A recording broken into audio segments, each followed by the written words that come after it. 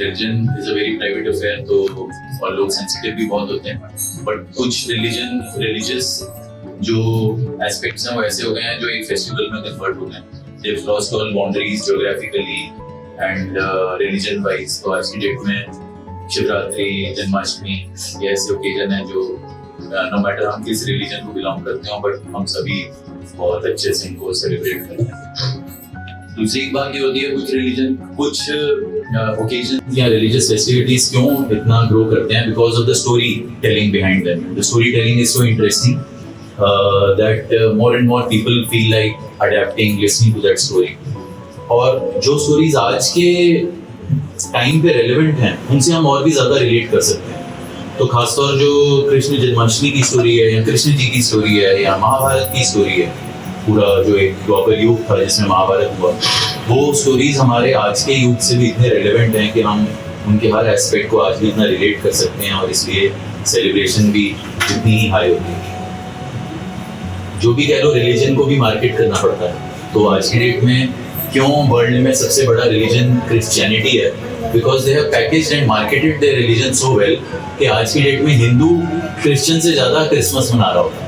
So that is because of the storytelling behind the religion, because the festivities are associated with it, because the way we spread the religion across the world. अब थोड़ा सा है कि हम क्या relate करते हैं। तो इतने सालों से हम जन्माष्टमी भी बोलते आए हैं, हर बार कुछ नया बोलना मुश्किल होता है, लेकिन इतनी डेप्थ है रिलीजन में और उसकी बातों में कि एक ही फैक्ट को भी अगर आप उठा लो तो उसकी डेप्थ में जाते जाओगे तो आपके अपने इंटरप्रिटेशंस चेंज होते जाएंगे, बदलते जाएंगे, उस डेप्थ की नॉलेज बढ़ती ही जाएगी। बहुत ज़्यादा ज्ञान तो हम में से किसी को नहीं है, खासकर मुझे तो नहीं है, लेकिन जो एक चीज़ बहुत कोरिलेट होती है आज के भी टाइम पे, वो हमेशा वही होती है कि the importance of karma and the victory of good over evil. तो पूरी भगवत गीता में भी यही बोला हुआ है, और आई एम श्योर सभी रिलीजन्स में यही बात को सिखाते हैं। तो इसलिए भी ये चीज़ इतनी रेलेवेंट हो जाती है कि आज भी हम बहुत बार भूल जाते हैं अपने एक्शंस करते हुए कि जो कर्मा है उसका फल मिलेगा ही। और ये जरूरी नहीं है कि आप सोचो कि मैं तो कुछ भी कर रहा हूँ और उसका फल नहीं मिल रहा। वो फल मिलेगा, इस जीवन में नहीं मिलेगा तो अगले में मिलेगा, और पीछे कर्म के कर्मा के कार्मिक रेट्रीब्यूशन इस जन्म में आप बिता ही रहे हैं। तो जिस भी स्टेट में आज हम हैं वो अपने कर्मों के कारण ही है। सो यहाँ पे और अगर थोड़ा डेप्थ में जाएं तो स्पेशली महाभारत या श्री कृष्ण की लाइफ से सीखने को और भी मिलता है। देखो, कृष्ण जी राम जी से बहुत डिफरेंट थे, और उन्होंने कभी भी अपने आप को परफेक्शनिस्ट बोला या माना भी नहीं, क्योंकि वो इंसानी रूप के ज्यादा करीब थे। इसीलिए हमारी रिलेटेबिलिटी एज अ गॉड में भी राम जी से ज्यादा होती है, but as a human Krishna ji से ज्यादा होती है, क्योंकि जो छोटी मोटी इनोसेंट नटखट हरकतें हमें पसंद है वो उनको भी पसंद आती है। अब एक चीज कभी मैं सोचता हूँ कि ये चीज अगर भगवान राम करते तो कैसे करते, या भगवान राम के टाइम की भगवान कृष्ण करते तो कैसे करते। मुझे नहीं पता मेरी इंटरप्रिटेशन यहाँ कितनी सही होगी या नहीं, बट दो छोटे छोटे इंसिडेंसेस उठाएं दोनों के जीवन में से। भगवान राम के जीवन में से ये इंसिडेंस उठाएं कि उन्होंने दुनियादारी प्रजा को इतना ऊपर रखा कि उसके कहने पे अपनी ही बीवी को बोल दिया कि उसको आग में से निकलना है, क्योंकि प्रजा ने उस पर शक कर दिया। अब अगर कृष्ण जी वहां होते तो कैसा बिहेव करते, मैं अपना इंटरप्रिटेशन बताऊंगा। दूसरा इंटरप्रिटेशन में आपको अपोजिट बताऊंगा कि भगवान कृष्ण ने महाभारत के युद्ध में बहुत से छल किए उस युद्ध को जिताने के लिए। अब भगवान राम वहां होते तो वो कैसे करते, तो वो भी एक अपनी इंटरप्रिटेशन हो सकती है। उससे पहले मैं ये बता दूं कि मैं बहुत छोटा हूँ इस सारी चीज में। हमें अगर हम थोड़ा सा युगों के बारे में जानेंगे तो हम समझेंगे हम कितने छोटे हैं। तो हम सबको पता है 4 तरह के युग हुए हैं। वन इज दी, कोई बताएगा? सतयुग, त्रेता युग, द्वापर युग। तो भगवान राम किस युग के थे? त्रेता युग। भगवान कृष्ण द्वापर युग, त्रेता युग के बाद आया। कलयुग में तो हम जी रहे हैं, राजा हैं। अब जो सतयुग था उसको गोल्डन एज नहीं बोलते हैं, एंड राइटली सो कि गोल्डन एज ही थी। कोई झूठ नहीं बोलता था, कोई चोरी नहीं होती थी, जहीं कुछ गलत होता था वहीं उसका फल मिल जाता था। तो हर बंदा अपनी पुलिसिंग खुद कर रहा होता। उसके बाद जब नेक्स्ट युग आया अपना त्रेता युग, उसको एज ऑफ सिल्वर बोलते हैं, क्योंकि गोल्ड के बाद सिल्वर एज होती। उसके बाद आया जब द्वापर युग, तो उसको कॉपर एज बोलते हैं। मतलब मेटल में डिमीनिंग होता जा रहा है, देख रहे हैं आप, युग नीचे होते जा रहे हैं, डिटीरियोरेट होते जा रहे हैं। और उसके बाद जब आया हमारा कलयुग, काली युग भी बोलते हैं कोई, उसको आयन एज बोलते हैं। तो बिल्कुल ही मतलब खत्म हो गया, ठीक है, आयन को तो रस लग जाती है सबसे ज्यादा। अब अगर इन युगों की सिर्फ एज को आप समझें तो आप समझेंगे कि आप कितने छोटे हैं सारी चीज में, और हमारा अहम इतना बड़ा रहता है हमेशा, आपके अहम को भी चोट लगेगी।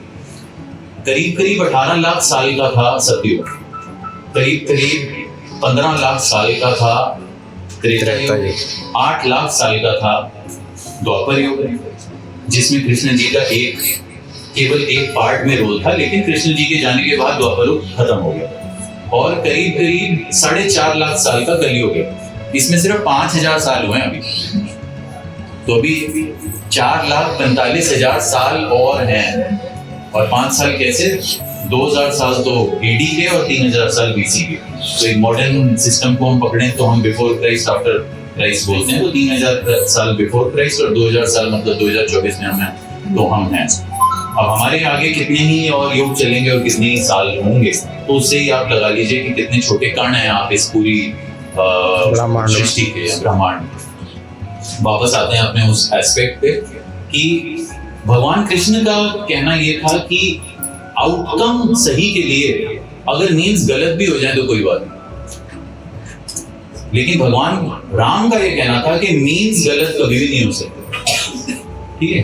तो अब अगर हम देखें तो भगवान कृष्ण शायद वहां होते तो वो कहते कि नहीं, अपनी बीवी को क्यों अग्नि परीक्षा में डालना, राइट। लेकिन भगवान राम यहाँ होते तो वो कभी छल कपट नहीं करने देते, युद्ध में भी, चाहे वो हार ही क्यों ना जाए। I am leaving everything subject to your interpretation. आपको इसमें क्या सही, इसमें कोई गलत और सही नहीं है। इनफैक्ट दुनिया में ही सही गलत नहीं होता, मेरा सही आपका गलत है, आपका सही मेरा गलत है। So everything is just a fact. और रिलीजन का भी एक एस्पेक्ट होता है कि रिलीजन और लाइफ या रिलीजन और साइंस को कंपेयर करें तो ये ऑपोजिट है एक दूसरे से।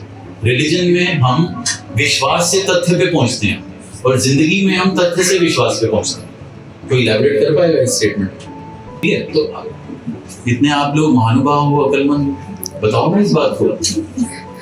जब हम लाइफ जी रहे होते हैं तो हम हर चीज का पहले प्रूफ चाहिए होता है, फिर हम मानते हैं उस चीज को।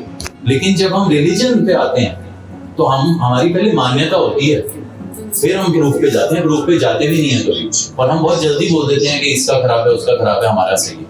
तो लाइफ और रिलीजन ऑपोजिट तरीके से जिए जाते हैं। अब लाइफ यानी यहाँ साइंस मान लो, it runs on logic, principle, proof. आपने एक लिक्विड लिया, उसमें लिटमस डाला, अगर वो एक रंग का है तो एसिडिक है, दूसरा है तो बेसिक है ना। तो पहले आपने किया आपका फैक्ट और फिर आप आए ट्रुथ पे। बट रिलीजन में तो आप पहले ही मानना शुरू हो जाते हैं, तो that is what is called faith also. तो इसलिए अलग अलग टाइम पे अलग अलग ये सभी हैं, सभी जो हैं वो भगवान के ही रूप हैं। अलग अलग युगों में अलग अलग तरह से भगवान के रूप आए हैं, जिन्होंने जब जो जरूरी हुआ है वो उस तरह से किया है। अब अगर आप सिर्फ महाभारत की भी बात कर लें तो जो कर्ण था वो अर्जुन से बहुत बड़ा योद्धा था, बहुत बड़ा, ज्ञानी भी ज्यादा था। ऐसे ही अगर आप भगवान राम के टाइम की बात करें तो जो रावण था वो भगवान राम से भी बहुत ज्यादा ज्ञानी था, लेकिन उसका इंटेंट गलत था, भगवान राम का इंटेंट सही था। अब अगर महाभारत पे आते हैं, कर्ण का इंटेंट गलत नहीं था, लेकिन उसकी राइट और रॉन्ग की क्षमता गलत थी। मतलब वो करता सही था लेकिन साथ गलत था। जबकि भगवान कृष्ण ने चाहे ना भी कुछ सही किया हो लेकिन साथ सही कर दिया।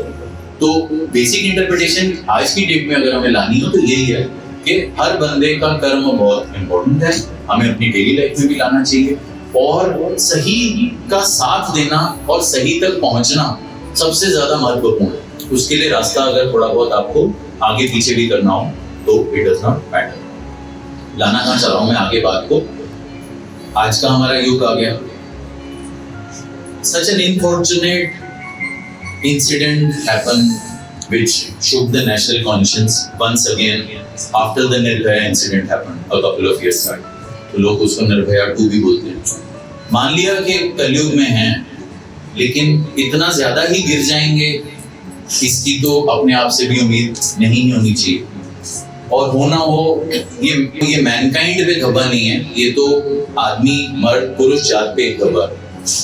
But representing the males, I would like to state that this is not the representation of the males. हम लोग ऐसे नहीं सोचते हैं, हम लोग as a gender ऐसा नहीं कभी चाहते, ये कोई हमारी psychology नहीं होती. But what happens is that some such incidents happen and an entire community has to go through the entire aspect of being wrong. तो यहाँ खड़े होके इतना कहना चाहूँगा कि एटलीस्ट हम एज एन ऑर्गेनाइजेशन बिलीव करते हैं वुमेन एम्पावरमेंट। हमें सबसे पहले पुरुष जो हैं, हमें यहाँ थोड़े ही हैं, एटलीस्ट हम अपने यहाँ अपनी छोटी सी कम्युनिटी में तो बेटर रिस्पॉन्सिबिलिटी ले सकते हैं कि हम कुछ ऐसा देखें सुने तो उसे होने से रोकें, हम इस थॉट को हाईली डिस्करेज करें, कंडेम करें। आज की डेट में विमेन को इक्वालिटी दें, उनके लिए सेफ और सिक्योर जगह बनाने की कोशिश करें, और कुछ नहीं तो उनको freedom of thought and expression दें, freedom of choosing the way they want to live their lives दें, और बजाय कि हर चीज़ पे एक औरत पे लिमिटेशन लाने के कि वो ऐसा ना करती तो ऐसा हो जाता, वैसा ना करती तो ऐसा हो जाता, हम अपने आप का स्तर इस हद तक उठाएं कि हम उनको एक इक्वल लेवल प्लेइंग फील्ड दे सकें। जब चेंजेस होते हैं सोसाइटी में तो सडन चेंजेस हमेशा कुछ अपने साथ साइड इफेक्ट्स भी लेके आते हैं। फॉर एग्जाम्पल, बहुत सालों तक जो शूद्र थे उनको ऑप्रेस किया गया, बट जब उनके लिए रिजर्वेशन की गई तो बहुत से ऐसे मेरिटोरियस स्टूडेंट्स, डॉक्टर्स, लॉयर्स थे जिनको उसका भुगतान भुगतना पड़ा।